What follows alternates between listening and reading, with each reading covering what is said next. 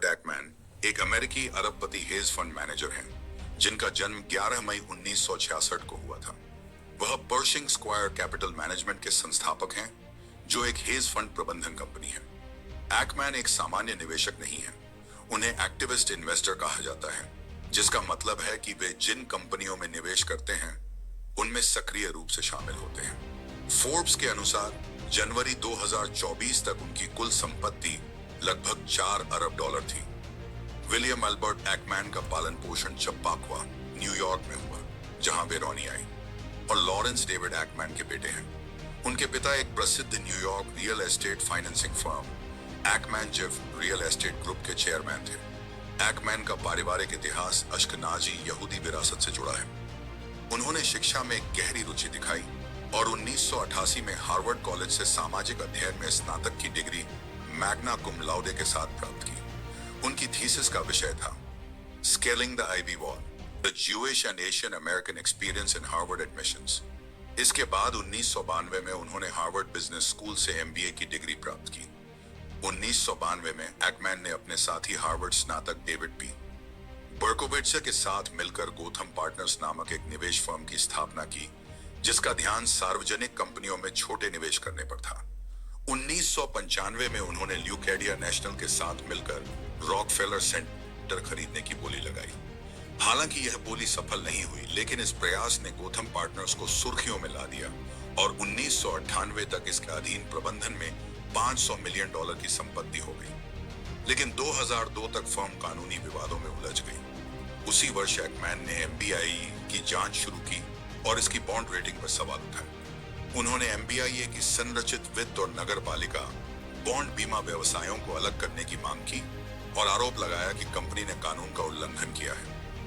2007 से 8 की वित्तीय मंदी के दौरान उन्होंने एमबीआई के कॉर्पोरेट ऋण के खिलाफ क्रेडिट डिफॉल्ट स्वैप खरीदकर बड़ी कमाई की और जनवरी 2009 में अपनी शॉर्ट पोजीशन को बंद कर दिया। 2003 में हॉलवुड रियल्टी से संबंधित एक सौदे को लेकर एकमैन और कार्ल इकान के बीच विवाद हुआ। शमक इंश्योरेंस नामक एक व्यवस्था के तहत तय हुआ था कि यदि इकान ने 3 वर्षों के भीतर लाभ कमाया तो वह उसका हिस्सा साझा करेगा।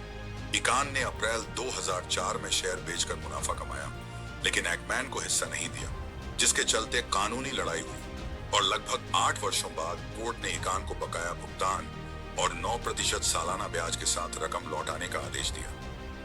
2004 में एकमैन ने अपनी व्यक्तिगत पूंजी और ल्यूकेडिया से मिले धन से पर्शिंग स्क्वायर कैपिटल मैनेजमेंट की शुरुआत की।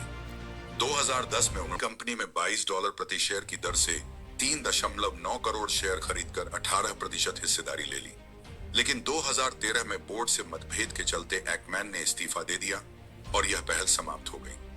जनवरी 2015 में LCH इन्वेस्टमेंट्स ने एकमैन को विश्व के शीर्ष 20 हेज फंड मैनेजरों में शामिल किया। 2014 में उनके फंड ने निवेशकों के लिए $4.5 बिलियन का शुद्ध लाभ कमाया, जिससे 2004 से अब तक की कुल कमाई $11.6 बिलियन हो गई। 27 अप्रैल 2016 को एकमैन वेलिएंट फार्मास्यूटिकल्स के सीईओ और अन्य अधिकारियों के साथ अमेरिकी सीनेट समिति के सामने पेश हुए। वेलिएंट में निवेश के चलते एकमैन को नुकसान हुआ और मार्च 2017 में उन्होंने अपनी 2 करोड़ 73 लाख शेयर करीब $300 मिलियन में बेच दिए, जबकि उनकी कुल लागत लगभग $4.6 बिलियन थी। एकमैन को निवेश में पारंपरिक तरीकों से हटकर साहसिक निर्णय लेने के लिए जाना जाता है। उन्होंने 2007 से 2008 की वित्तीय मंदी के दौरान एमबीआई के खिलाफ दांव लगाकर प्रसिद्धि पाई थी। वह कनाडाई पैसिफिक रेलवे के साथ विवाद, टारगेट कॉर्पोरेशन, वेलिएंट फार्मास्यूटिकल्स और चिपोटल मैक्सिकन ग्रिल जैसी कंपनियों में निवेश के लिए भी जाने जाते हैं। हर्बलाइफ के खिलाफ उनका $1 बिलियन का शॉर्ट पोजीशन भी बेहद चर्चित रहा, जिसे उन्होंने एक पिरामिड योजना करार दिया। यह विवाद बेटिंग ऑन जीरो नामक डॉक्यूमेंट्री फिल्म में दिखाया गया। 2015 से 2018 के बीच के खराब प्रदर्शन के बाद उन्होंने रणनीति बदली, स्टाफ कम किया, निवेशकों से मिलने का समय घटाया और रिसर्च पर ध्यान केंद्रित किया। इस बदलाव के फलस्वरूप 2019 में पर्शिंग स्क्वायर ने 58.1% रिटर्न दिया और शीर्ष प्रदर्शन करने वाले हेज फंड्स में शामिल हुआ। दिसंबर 2012 में एकमैन ने हर्बलाइफ पर हमला बोला। इससे मल्टी लेवल मार्केटिंग के भेष में एक पिरामिड स्कीम बताया और इसके खिलाफ बड़ा शॉर्ट सेल पोजीशन लिया। इसके जवाब में कार्ल इकान ने हर्बलाइफ में हिस्सेदारी ली और एक्मैन के दावे को चुनौती दी। इस संघर्ष में एक्मैन ने सार्वजनिक प्रचार अभियानों में भारी पैसा लगाया, लेकिन उन पर बाजार को प्रभावित करने के आरोप भी लगे। 2016 में हर्बलाइफ ने एफटीसी के साथ समझौता किया, जिससे एक्मैन की शॉर्ट पोजीशन को बड़ा नुकसान हुआ और 2018 में उन्होंने हार मान ली।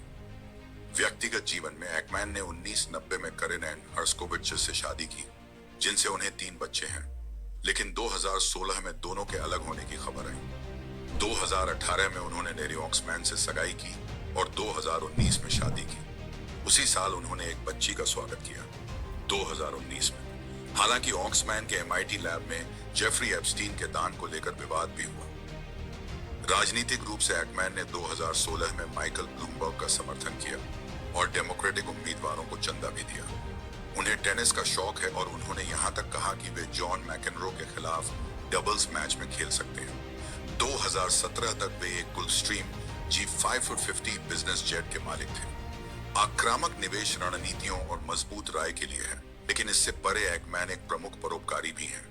द गिविंग प्लेज पर हस्ताक्षर करते हुए उन्होंने अपनी आधी संपत्ति दान करने का संकल्प लिया है।